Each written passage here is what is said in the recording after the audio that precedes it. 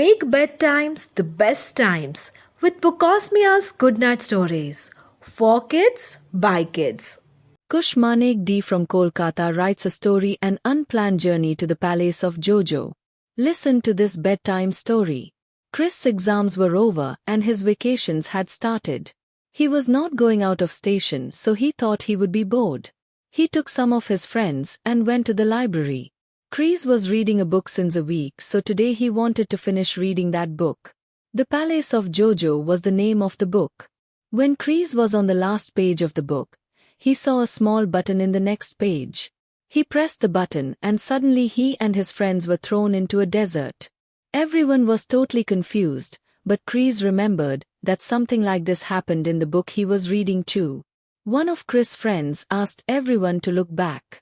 Something was flying and coming towards them. As it came near, they were able to see a giant man on a flying carpet.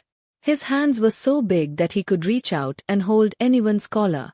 He took Chris and his friends and told them to sit on the carpet. They were moving along when some other people came and tried to attack them, but the giant man was too powerful for them. Chris understood that the sequence of events were just like the book. Chris told his friends that now some big rocks will fall on them, so they must duck.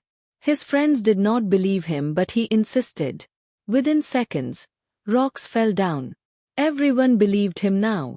One of Chris' friends, Raphael, asked the giant where he was taking all of them. The giant answered, "To the palace of King Jojo." That was the book Chris was reading.